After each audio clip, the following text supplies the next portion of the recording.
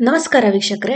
ಇವತ್ತು ನಾವು ಆ, ಅಲಂಕಾರಿಕವಾಗಿ ಬಳಸುವಂತಹ ಹೂವಿನಲ್ಲಿ ಒಂದಾದಂತಹ ಡಯಾಂಥಸ್ ಹೂವಿನ ಕುರಿತು ಹೇಗೆ ಇದನ್ನ ಉತ್ಪಾದನೆ ಮಾಡಬೇಕು ಈ ಮಾಹಿತಿಯನ್ನ ಪಡ್ಕೊಳ್ಳೋಣ.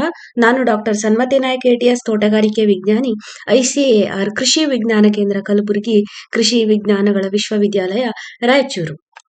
ಡಯಾಂಥಸ್ ಹೂವನ್ನ ನೋಡ್ತೀವಿ ನಾವು ಮೆಂಡರ್ ಹೂವು ಅಂತ ಹೇಳ್ತೀವಿ. ಯಾಕಂತಂದ್ರೆ ನಾವು ಪೆನ್ಸಿಲ್ಗಳನ್ನ ಮೆಂಡ್ ಮಾಡಿದಾಗ ಹೇಗೆ ಸುತ್ತಲೂ ಆ ಪೆನ್ಸಿಲಿನ ಈ ರೀತಿ ಬಂದಿರುತ್ತೆ ಹಾಗೆ ಕಾಣಿಸೋದಕ್ಕೆ ನಾವು ನಮ್ಮ ಭಾಷೆಯಲ್ಲಿ ನಾವು ಆ, ಇದನ್ನ ಮೆಂಡರ್ ಹೂವು ಅಂತ ಕೂಡ ಹೇಳ್ತೀವಿ. ಹಾಗೆ ಡಯಾಂಥಸ್ ಹೂ ಬೆಳಿಬೇಕು ಅಂತ ಅಂದ್ರೆ ಇದಕ್ಕೆ ಉತ್ತಮವಾದಂತಹ ಬಿಸಿಲಿನ ಅಗತ್ಯ ಇದೆ. ಸುಮಾರು 6ರಿಂದ 8 ಗಂಟೆಗಳವರೆಗಿನ ಬಿಸಿಲಿನ ಪ್ರಮಾಣ ಅಗತ್ಯ. ಹಾಗೆ ಮಣ್ಣೆ ಸಮೃದ್ಧವಾಗಿ ತಿಪ್ಪೆ ಗೊಬ್ಬರವನ್ನ ನಾವು ಹಾಕಿ ಸೇರಿಸಿದಂತಹ ಸಾವಯವ ಅಂಶ ಇರುವಂತಹ ಮಣ್ಣಲ್ಲಿ ಉತ್ತಮವಾದಂತಹ ಬೆಳೆಯನ್ನ ಪಡಿಬಹುದು. ನಂತರ ಈ ಬೆಳೆ ಬೇಸಿಗೆಯಲ್ಲಿ ಬರುತ್ತೆ.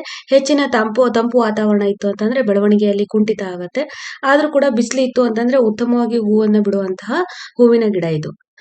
ಇಲ್ಲಿ ವಿಧ ವಿಧವಾದಂತಹ ತಳಿಗಳಿದಾವೆ. ಡಯಾಂಥಸ್ ಕಾರ್ತೂಷಿಯನೋರಮ್ ಅಂತ ಇದೆ, ಕಾರ್ತೂಷಿಯನ್ ಪಿಂಕ್ ಅಂತ, ಹೀಗೆ ಡಯಾಂಥಸ್ ಕ್ಯಾರಿಯೋಫಿಲಸ್ ಅಂತ ಹೇಳ್ತೀವಿ ನಾವು.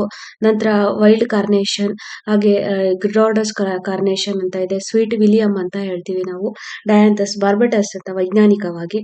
ಹೀಗೆ ಈ ಡಯಾಂಥಸ್ ಹೂವಿನಲ್ಲಿ ಸಾಕಷ್ಟು ವಿಧದಲ್ಲಿ ಲಭ್ಯ ಇದೆ. ಈ ಬೆಳೆಯನ್ನ ನಾವು ಬೀಜಗಳ ಮೂಲಕ ಕೂಡ ಸಸ್ಯಾಭಿವೃದ್ಧಿಯನ್ನ ಮಾಡಬಹುದು, ಹಾಗೆ ಕಟಿಂಗ್ಸ್ ಗಳ ಮೂಲಕ ಕೂಡ ಮಾಡಬಹುದು.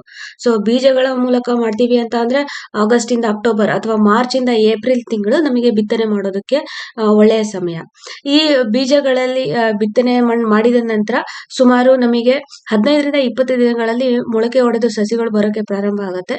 ನಂತರ 30 ದಿನಗಳ ನಂತರ ಈ ಸಸಿಗಳಲ್ಲಿ 4 ಎಲೆಗಳು ಬಂದಂತಹ ಸಸಿಗಳನ್ನ ನಾವು ಮುಖ್ಯ ಭೂಮಿಗೆ ನಾಟಿಯನ್ನ ಮಾಡೋದಕ್ಕೆ ಬಳಸಬಹುದು. ಕಟಿಂಗ್ಸ್ ಗಳ ಮುಖಾಂತರ ನಾವು ಮಾಡ್ತೀವಿ ಅಂತ ಅಂದ್ರೆ ಸುಮಾರು 10ರಿಂದ 15 ಸೆಂಟಿಮೀಟರ್ ನಷ್ಟು ಕುಡಿಯ ಭಾಗದಲ್ಲಿರುವಂತಹ ಕಟಿಂಗ್ಸ್ ಗಳನ್ನ ತಗೋಬೇಕು. ಇದರಲ್ಲಿ 3ರಿಂದ 4 ಗೆಣ್ಣು ಇತ್ತು ಅಂತ ಅಂದ್ರೆ ಉತ್ತಮ. ಸೊ ಈ ರೀತಿ ತೆಗೆದುಕೊಂಡಂತಹ ಸಸಿಗಳನ್ನ ನಾವು ಸುಮಾರು 500 ppm ನಷ್ಟು ಇಂಡೋರ್ ಬ್ಯೂಟರಿಕ್ ಆಸಿಡ್ ಅಂತ ಹೇಳ್ತೀವಿ. ಇದು ಬೇರು ಬರೋದಿಕ್ಕೆ ಕಾರಣವಾಗಂದ್ರೆ ಬೇರು ಬರೋದು ಬೇಗ ಆಗತ್ತೆ. ಹಾಗಾಗಿ ಈ ಒಂದು ಇದರಲ್ಲಿ ನಾವು ಸಸಿಯನ್ನ ನಾಟಿ ಮಾಡೋದ್ರಿಂದ 21 ದಿನದಲ್ಲಿ ನಮಗೆ ಸಸಿಗಳು ಬೇರು ಬರುತ್ತೆ. ಹಾಗೆ ಅದು ನಾವು ಮುಖ್ಯ ಭೂಮಿಗೆ ಅದನ್ನ ನಾವು ಹಾಕ್ಬೋದು. ನಂತರ ನಾಟಿ ಮಾಡೋದಕ್ಕೂ ಮೊದಲು ನಾವು ಭೂಮಿಗೆ ಸುಮಾರು 10ರಿಂದ 15 ಟನ್ ನಷ್ಟು ಸಾವಯವ ಗೊಬ್ಬರವನ್ನ ಹಾಕ್ಬೇಕಾಗತ್ತೆ. ಇಲ್ಲಿ ಒಂದು ಸಸಿಯಿಂದ ಇನ್ನೊಂದು ಸಸಿಗೆ 15 ಸೆಂಟಿಮೀಟರ್, ಹಾಗೆ ಒಂದು ಸಾಲಿನಿಂದ ಇನ್ನೊಂದು ಸಾಲಿಗೂ ನಾವು 15 ಸೆಂಟಿಮೀಟರ್ ನಷ್ಟು ಅಂತರವನ್ನು ನೀಡಿ ನಾಟಿ ಮಾಡಬಹುದು. ಹಾಗೆ ಈ ಬೆಳೆಗೆ ನಾವು ಸುಮಾರು 40 kg ಸಾರಜನಕ, 20 ಗ್ರಾಂ ನಷ್ಟು ಪೊಟ್ಯಾಷಿಯಂ, ಹಾಗೆ 10 ಗ್ರಾಂ ನಷ್ಟು ಪೊಟ್ಯಾಷಿಯಂ ಗೊಬ್ಬರವನ್ನ ನಾವು ರಸಗೊಬ್ಬರವನ್ನ ನೀಡಬಹುದು. ಇದ್ರ ಜೊತೆಗೆ ಒಂದು 5 kg ಅಷ್ಟು ತಿಪ್ಪೆ ಗೊಬ್ಬರವನ್ನ ನೀಡಬಹುದು. ಇದನ್ನ ನಾವು ಪ್ರತಿ ಸ್ಕ್ವೇರ್ ಮೀಟರ್ಗೆ ನೀಡಬೇಕಾಗತ್ತೆ.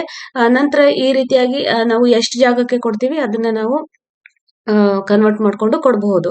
ಹಾಗೆ ಇಲ್ಲಿ ಸಾರಜನಕವನ್ನ ನಾವು ವಿಭಜನೆ ಮಾಡಿ ಸುಮಾರು 2ರಿಂದ 3 ಬಾರಿ 20ರಿಂದ 25 ದಿನದ ಅಂತರದಲ್ಲಿ ನೀಡಬಹುದು. ಅದು ಅಲ್ಲದೆ ನಾವು ನೀರಲ್ಲಿ ಕರಗುವಂತಹ ಪೋಷಕಾಂಶಗಳಿರ್ಬೋದು, ಇವಾಗ 19 ಇವನು ಕೂಡ ಸಿಂಪಡಣೆ ಮಾಡೋದ್ರಿಂದ ಬೆಳವಣಿಗೆ ಉತ್ತಮವಾಗಿ ಇರುತ್ತೆ.